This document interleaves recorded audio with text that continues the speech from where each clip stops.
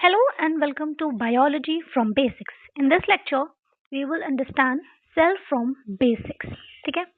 Have you ever wondered that what is our body made up of? आपने कभी कुछ सोचा है कि हमारी बॉडी किस चीज़ से बनी हुई है? ऑल्दो हमारी बॉडी में मसल्स हैं, बोन्स हैं और भी बहुत सारे ऑर्गन्स हैं, बहुत सारी चीज़ें जिनसे हमारी बॉडी मिलकर बनी है। लेकिन ये सारी चीज़ें किस किस चीज़ से मिलकर बनी है? तो ये सारी जो चीज़ें हैं, मसल्स हैं, बोन्स हैं, ऑर्गन्स हैं, टिश्यूज हैं, ये सब जो मिलके बने हैं एक बहुत ही टाइनी लिविंग यूनिट से बने हुए हैं जिसको हम सेल कहते हैं। Cells are so small that millions of cells can fit in a tiny drop of water. Cell इतनी छोटी होती है कि मिलियंस ऑफ सेल्स जो है एक टाइनी ड्रॉपलेट ऑफ वाटर में भी फिट हो सकती है। एवरी लिविंग ऑर्गेनिजम्स जो हमारे आसपास हैं, जितने भी living organisms from bacteria to humans, वो सारे ऑर्गेनिजम्स सेल से मिलके बने हुए हैं। इसीलिए हम सेल को कहते हैं the structural and functional unit of life. Cell क्या है? हमारी लाइफ की स्ट्रक्चरल एंड फंक्शनल यूनिट है। Cells are also known as the building block of life. Cells को हम सब बचपन से पढ़ते आ रहे हैं कि cell is the building block of life. Cell क्या है? एक बिल्डिंग ब्लॉक ऑफ लाइफ है। जिस तरीके से एक ब्रिक बहुत इंपॉर्टेंट होती है घर बनाने के लिए, ईंट से ईंट जोड़कर हम एक पूरा घर बनाते हैं, ठीक उसी तरीके से सेल्स आपस में जुड़ के टिश्यूज बनाती हैं, टिश्यूज आपस में जुड़ के ऑर्गन्स बनाते हैं एंड इसी तरीके से कंबाइन होकर के कॉम्प्लेक्स ऑर्गेनिज्म फॉर्म होता है। ये जो सारी चीजें हैं, सारी जितनी सेल्स हैं, ये आपस में मिलकर टिश्यूज बनाएंगे, टिश्यूज ऑर्गन बनाएंगे, ऑर्गन एक कॉम्प्लेक्स ऑर्गेनिजम्स को बना देते हैं। इससे क्या होता है कि सेल जो होती है हमारी ग्रोथ कराती है, रिप्रोडक्शन होता है, एसेंशियल जितनी भी लाइफ प्रोसेसेस होते हैं वो सब सेल की हेल्प से ही होते हैं। Cells are the smallest unit of life capable of functioning independently. Cell जो है वो स्मॉलेस्ट यूनिट ऑफ लाइफ है जो कि केपेबल होती है इंडिपेंडेंटली फंक्शन करने के लिए। अगर हम अपनी बॉडी को एक ह्यूज सिटी की तरह इमेजिन करें, तो जिस तरीके से बड़ी बड़े शहरों में क्या होता है, फैक्ट्रीज होती हैं, पावर स्टेशन होते हैं, transport system, security systems etcetera, बहुत सारी चीज़ें होती हैं। ठीक उसी तरीके से हमारी सेल के अंदर भी टाइनी ऐसे पार्ट्स होते हैं जिनको हम ऑर्गेनल्स कहते हैं। ये ऑर्गेनल्स जो हैं, जो डिफरेंट फंक्शंस होते हैं सेल के, ये ऑर्गेनल्स परफॉर्म करते हैं। फॉर एन एग्जाम्पल अगर हम देखें, एंडोप्लाज्मिक रेटिकुलम जो है ये एक फैक्ट्री की तरह काम करती है हमारी सेल में। क्यों? क्योंकि इसमें राइबोसोम्स प्रेजेंट होते हैं जो प्रोटीन सिंथेसिस कराते हैं। इसमें एंडोप्लाज्मिक रेटिकुलम को हम आगे डिटेल में पढ़ेंगे कि दो टाइप का होता है, rough endoplasmic reticulum and smooth endoplasmic reticulum. Rough endoplasmic reticulum पे राइबोसोम्स प्रेजेंट होते हैं, इस तरीके से राइबोसोम्स प्रेजेंट होते हैं जो प्रोटीन का सिंथेसिस कराते हैं, वेरस जो स्मूथ एंडोप्लाज्मिक रेटिकुलम है वो लिपिड सिंथेसिस कराता है। तो एंडोप्लाज्मिक रेटिकुलम हमारी सेल के लिए एज अ फैक्ट्री काम करता है। वेयर एज जो माइटोकॉन्ड्रिया है ये पावर स्टेशन की तरह काम करता है। बचपन से हम पढ़ते आ रहे हैं that mitochondria is known as the powerhouse of the cell. Mitochondria क्या है? पावर हाउस है सेल की, यानी कि वो एनर्जी सिंथेसिस कराता है। ठीक है, नेक्स्ट है plasma membrane act as a security system. जो प्लाज्मा मेम्ब्रेन है सेल के अराउंड, ये एक सिक्योरिटी सिस्टम की तरह एक्ट करती है। कैसे एक्ट करती है? Because plasma membrane selectively permeable होती है, ये entry and exit of the materials को अलाउ करती है। गोल्जी अपैरेटस जो है ये ट्रांसपोर्ट एंड पैकेजिंग सिस्टम की तरह काम करता है। ठीक है, whereas lysosomes act as a waste management. जितना भी वेस्ट होता है वो सब लाइसोसोम में आ जाता है। ठीक है, just as a city has many parts working together to keep it alive, cell has many organelles working together to sustain the life. Cell क्या होते हैं? सेल जो है कि मिनिएचर वर्ल्ड की तरह होते हैं हमारी बॉडी के अंदर। सेल एक मिनिएचर वर्ल्ड की तरह होते हैं हमारी बॉडी के अंदर, जो कॉन्स्टेंटली वर्क करते हैं, कम्युनिकेट करते हैं एंड ये प्रोड्यूस करते हैं energy, keeping us alive every single second. तो सेल्स क्या है? सेल एक मिनिएचर वर्ल्ड की तरह है हमारी बॉडी के अंदर, जो कॉन्टिन्यू वर्क करते रहते हैं, एक दूसरे से कम्युनिकेट करते हैं, एनर्जी प्रोड्यूस करते हैं एंड हमें अलाइव रखते हैं every single second. Now let's understand the cellular organisms को किन किन बेसिस पे क्लासिफाई कर सकते हैं। अब हमें पता है कि ऑर्गेनिज्म दो टाइप्स के होते हैं, cellular organisms and non cellular organisms. Cellular organisms वो होते हैं जो सेल की मदद से बनते हैं एंड नॉन सेल्यूलर ऑर्गेनिजम्स वो होते हैं जिनमें सेल्स नहीं होती हैं। ठीक है, now cellular organisms can be classified based on their structure. उनका स्ट्रक्चर कैसा है? अब स्ट्रक्चर के बेसिस पे हम देखें, दो टाइप के ऑर्गेनिज्म हो सकते हैं। ठीक है, जिनको हम कह सकते हैं प्रोकैरियोट्स एंड यूकैरियोट्स। अब जो प्रोकैरियोट्स होते हैं उनमें कैसी सेल्स पाई जाती हैं? प्रोकैरियोटिक सेल्स पाई जाती हैं। ऐसी सेल्स जिनमें कोई ट्रू न्यूक्लियस नहीं है, जिनमें मेम्ब्रेन बाउंड ऑर्गेनल्स एब्सेंट है, जैसे कि आर्के बैक्टीरिया। ठीक है, प्रोकैरियोटिक सेल क्या होती है? या प्रोकैरियोट्स कैसे होते हैं? प्रोकैरियोट्स आर द ऑर्गेनिजम्स जो प्रोकैरियोटिक सेल से बने हो। प्रोकैरियोटिक सेल क्या होती है? जिसमें कोई ट्रू न्यूक्लियस ना हो एंड कोई भी मेम्ब्रेन बाउंड ऑर्गेनल्स ना हो, वो होते हैं प्रोकैरियोटिक सेल्स। एंड जो ऑर्गेनिजम्स इन प्रोकैरियोटिक सेल्स से बने हुए होते हैं उनको हम कहते हैं प्रोकैरियोट्स। क्या कहते हैं? प्रोकैरियोट्स कहते हैं जो ऑर्गेनिज्म प्रोकैरियोटिक सेल के बने हुए होते हैं, यानी कि जिन सेल्स में ट्रू न्यूक्लियस नहीं होता है, ना ही मेम्ब्रेन बाउंड ऑर्गेनल्स होती है, उनको प्रोकैरियोटिक सेल कहते हैं। एंड जो ऑर्गेनिजम्स प्रोकैरियोटिक सेल से बने हुए होते हैं वो प्रोकैरियोट्स होते हैं। Same goes with the eukaryotic cell. So eukaryotes क्या होते हैं? ऐसे ऑर्गेनिज्म जो यूकैरियोटिक सेल से बने हुए। यूकैरियोटिक सेल क्या है? ऐसी सेल जो कि जिसमें ट्रू न्यूक्लियस हो and membrane bound organelles present हो। ट्रू न्यूक्लियस जिसमें प्रेजेंट हो एंड मेम्ब्रेन बाउंड ऑर्गेनल्स हो, जैसे कि एंडोप्लाज्मिक रेटिकुलम है, माइटोकॉन्ड्रिया है। ये सारे ऑर्गेनिजम्स जो मेम्ब्रेन बाउंड ऑर्गेनल्स हैं ये यूकैरियोटिक सेल में प्रेजेंट होते हैं, जिसका एग्जांपल है प्लांट, एनिमल, फंजाई, प्रोटिस्ट। ये सारे क्या है? ऑर्गेनिजम्स क्या है? ये यूकैरियोट्स हैं। यूकैरियोट्स क्या होते हैं? ऐसे ऑर्गेनिज्म जो यूकैरियोटिक सेल के बने हों। यूकैरियोटिक सेल क्या होती है? जो कि जिसमें ट्रू न्यूक्लियस हो, जिसमें मेम्ब्रेन बाउंड ऑर्गेनल्स प्रेजेंट हो। फॉर एग्जांपल जैसे प्लांट्स है, इनमें यूकैरियोटिक सेल प्रेजेंट है, एनिमल, फंजाई, प्रोटिस्ट, इन सब में यूकैरियोटिक सेल्स प्रेजेंट है। और इन सारे ऑर्गेनिजम्स को हम क्या कहते हैं? हम कहते हैं दीज आर यूकैरियोट्स। ये क्या है? यूकैरियोट्स हैं सारे। ठीक है। नेक्स्ट इज द प्रेजेंस और एब्सेंस ऑफ द न्यूक्लियस के बेसिस पे। प्रेजेंस और एब्सेंस ऑफ न्यूक्लियस के बेसिस पे हम कह सकते हैं कि सेल्स दो टाइप की हो सकती हैं, या सेल्स न्यूक्लिएटेड हो सकती हैं या सेल नॉन न्यूक्लिएटेड हो सकती हैं। ऐसे ही सेल्स जिनमें न्यूक्लियस प्रेजेंट है, फॉर एग्जांपल एनिमल सेल है, प्लांट सेल है, इन सब में न्यूक्लियस प्रेजेंट है तो वो न्यूक्लिएटेड सेल हो गई। नॉन न्यूक्लिएटेड सेल हो गई जिनमें न्यूक्लियस ही नहीं है, न्यूक्लियस एब्सेंट है। फॉर एग्जाम्पल जो मेच्योर आरबीसी है, CV tube elements and plants में।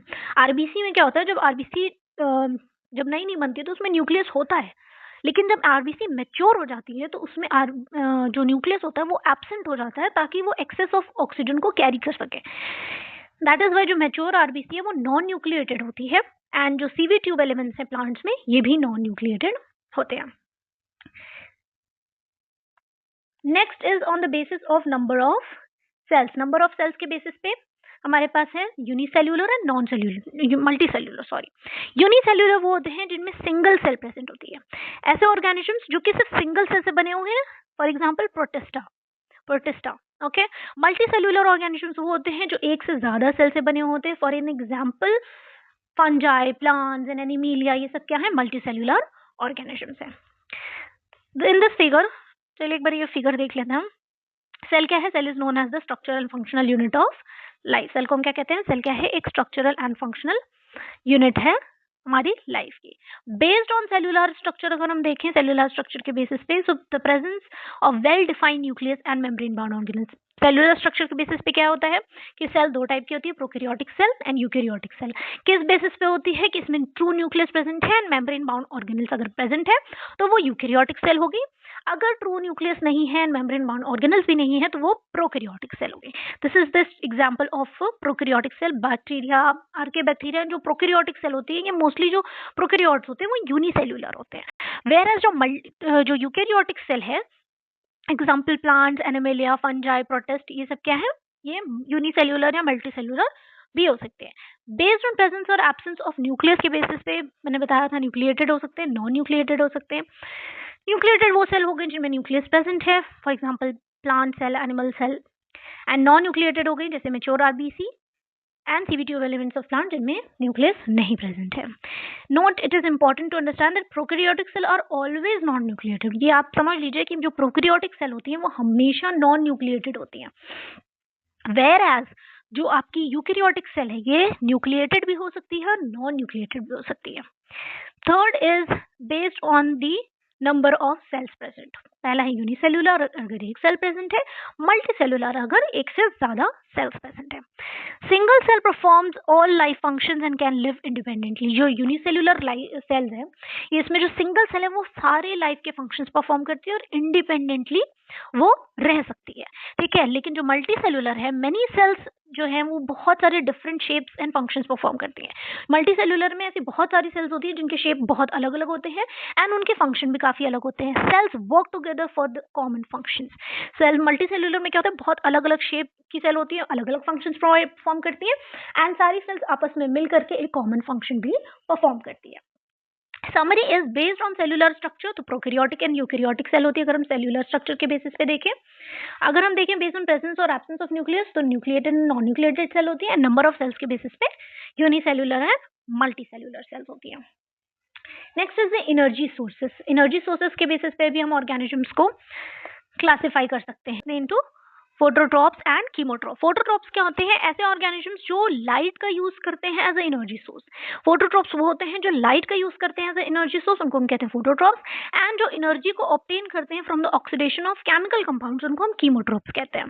फिफ्थ है nature of the carbon source के बेसिस पे, तो कार्बन सोर्स के बेसिस नेचर के बेसिस पे हम कह सकते हैं ऑटोट्रॉप्स एंड हेटेरोट्रॉप्स के टाइप के ऑर्गेनिजम्स होते हैं। ऑटोट्रॉप्स वो होते हैं जो यूज करते हैं कार्बन डाइऑक्साइड को as a solo source of carbon, whereas heterotrophs वो होते हैं जो ऑर्गेनिक कार्बन को यूज करते हैं। Now let's understand some interesting facts about these cell. कुछ इंटरेस्टिंग फैक्ट्स जो होंगे सेल्स के, हम उनको अब समझेंगे। The human body contains nearly about 37 trillion cells. Human body में नियरली 37 ट्रिलियन सेल्स होती हैं जो वर्क करती हैं एक साथ every single second to keep us alive.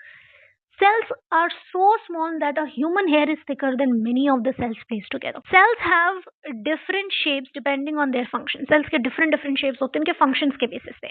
For example, nerve cells जो होती हैं वो थोड़ी long होती हैं ताकि वो आसानी से मैसेज को सेंड कर सकें। मसल सेल्स थोड़ी सी स्ट्रेच्ड होती है मूवमेंट के लिए। आरबीसी जो होती है वो राउंड होती है एंड फ्लेक्सिबल होती है। यहाँ पे डिफरेंट शेप्स ऑफ सेल्स यहाँ पे मैंने दिए हुए हैं। फॉर एग्जाम्पल जो हमारे पास स्फेरिकल सेल है, स्फेरिकल सेल का एग्जांपल है एग सेल। एग सेल कैसी होती है? जिसको ओवम कहते हैं कि स्फेरिकल शेप की होती है। ओवल सेल का एग्जांपल है yeast cell, is oval in shape. Columnar cells for example जो सेल लाइनिंग होती है इंटेस्टाइन में, वहां पे कॉलमनार सेल्स प्रेजेंट होती है। सेल्स ऑफ किडनी ट्यूब्यूल्स में क्यूबॉइडल सेल्स प्रेजेंट होती हैं। किडनी में जो ट्यूब्यूल्स होती हैं उनमें जो सेल्स होती हैं that are cuboidal cells. Alveoli में flat and squamous cells present होती हैं। डिस्क शेप आरबीसी होती है। Spindle shape smooth muscle cells होती हैं। स्टार्ड शेप जो लॉन्ग नर्व सेल्स होती हैं। ब्रांच्ड बोन सेल्स जिनको ऑस्टियोसाइट्स कहते हैं।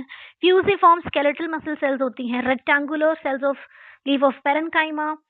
पॉलीगोनल प्लांट एपिडर्मल सेल्स होती हैं। Filamentous spirogyra and thread like sperm cells होती हैं। एंड इरेगुलर शेप की अमीबा सेल होती है। ओके, द एग सेल और ovum is the largest human cell. अगर आपसे पूछे कि which among the following is the largest human cell, तो ह्यूमन में सबसे लार्जेस्ट सेल कौन सी होती है? एग सेल, जिसको हम ओवम कहते हैं। ये लार्जेस्ट सेल पाई जाती है ह्यूमन के अंदर। Mycoplasm is the smallest cell known, belongs to bacteria. Smallest cell जो सब जानी जाती है वो कौन सी होती है? माइकोप्लाज्म। जो सबसे स्मॉलेस्ट सेल नोन है that is the mycoplasma. Cells can communicate और टॉक। सेल्स आपस में कम्युनिकेट या फिर टॉक कर सकती हैं एक दूसरे से यूजिंग केमिकल सिग्नल्स। सेल्स जो होती हैं अपनी आपस में बात कर सकती हैं, कम्युनिकेट कर सकती हैं केमिकल सिग्नल्स के through for healing Burns, fighting infections, growth and development. Grow और डेवलपमेंट के लिए, इन्फेक्शन से फाइट करने के लिए, वुंड को हील करने के लिए सेल्स आपस में कम्युनिकेट करती हैं through chemical signals. Millions of cells die every minute and new cells replace them for skin renewal, hair growth and bone healing. Millions of cells जो होती है ना वो हर मिनट डाई होती हैं एंड जो न्यू सेल्स हैं वो हर मिनट हर सेकंड जो है वो बंदी रहती हैं फॉर स्किन रिन्यूअल के लिए, hair growth and wound healing के लिए। हर मिनट सेल मरती है एंड हर मिनट सेल जो होती है वो मिलियंस ऑफ सेल्स बन जाती है। Mature RBC lose the nucleus to carry more oxygen. Mature RBC जो होती है वो न्यूक्लियस लूज करती है ताकि वो ज्यादा ऑक्सीजन को कैरी कर सके। जब आरबीसी इमेच्योर रहती है तो उसमें न्यूक्लियस प्रेजेंट होता है, पर जब आरबीसी मैच्योर हो जाती है तो उसके अंदर से न्यूक्लियस रिमूव हो जाता है, वो लूज कर देती है न्यूक्लियस को ताकि वो ऑक्सीजन को ज्यादा कैरी कर सके। Mitochondria is known as the powerhouse of the cell because they generate energy. Mitochondria को हम powerhouse of the cell कहते हैं। क्यों कहते हैं? क्योंकि ये एनर्जी को जनरेट करते हैं। ठीक है। DNA is about 2 metres long. DNA कितना लंबा होता है? अबाउट 2 मीटर्स लॉन्ग होता है एवरी सिंगल सेल में। एंड ये इतना अच्छे से पैकेज होता है टाइनी न्यूक्लियस के अंदर कि ये जो है अच्छे से एडजस्ट रहता है उस न्यूक्लियस में। During development cells become specialised to perform the specific functions. Development के टाइम पे सेल्स जो होती हैं वो स्पेशलाइज्ड हो जाती हैं स्पेसिफिक फंक्शंस को परफॉर्म करने के लिए। सच एज ब्रेन सेल्स होती है वो थिक हो जाती है, मसल सेल्स कॉन्ट्रैक्ट हो जाती हैं, ब्लड सेल्स जो होती हैं दे कैरी और transport the oxygen. Even though brain is so small, brain cells consumes a lot of energy. Brain cells होती तो बहुत छोटी हैं, लेकिन ये lot of energy को consume करती हैं. Cells are always active. Cells हमेशा एक्टिव रहती हैं, चाहे आप सो रहे हो, चाहे आप काम कर रहे हो, चाहे जो कर रहे हो, सेल्स हमेशा एक्टिव रहती है इवन वाइल स्लीपिंग. वो कंटिन्यूसली रिपेयर करती है टिश्यूज को, एनर्जी प्रोड्यूस करती है एंड सिग्नल्स को कैरी करती है. तो सेल्स हमेशा एक्टिव रहती है, चाहे आप सो रहे हो चाहे जाग रहे हो. Cells are always active and they continuously work. Some cell live for days, some for years. कुछ सेल्स जो होती हैं वो कुछ दिन जीती हैं एंड कुछ जो होती हैं वो एक बार बन गई तो वो आपकी लाइफ टाइम के लिए हो जाती हैं. फॉर एग्जाम्पल आरबीसी जो है इसकी लाइफ स्पैन जो होती है 120 डेज की होती है. 120 डेज बाद आरबीसी डाई हो जाती है, नई आरबीसी बनती है. ठीक उसी तरीके से अगर हम देखें तो जो नर्व सेल है, नर्व सेल अगर आपकी एक बार बन गई तो वो लाइफ टाइम रहती है. नर्व सेल आपकी दोबारा नहीं बन सकती है. Cells are acting like a tiny city. Cell जो है टाइनी सिटी की तरह एक्ट करती हैं, जिनमें पावर स्टेशन होते हैं, फैक्ट्रीज होती हैं, transport system, packaging centre and security system होती है. इसी तरीके से हमारी सेल में बहुत सारे डिफरेंट ऑर्गेनल्स होते हैं जो एक पावर स्टेशन की तरह, फैक्ट्री की तरह, ट्रांसपोर्ट सिस्टम की तरह, सिक्योरिटी सिस्टम की तरह एक्ट करते हैं. यहाँ पे मैंने जो पहले एक्सप्लेन कर दिया है. ओके, नेक्स्ट लेक्चर में हम डिस्कवरी ऑफ द सेल को पढ़ेंगे. Thank you.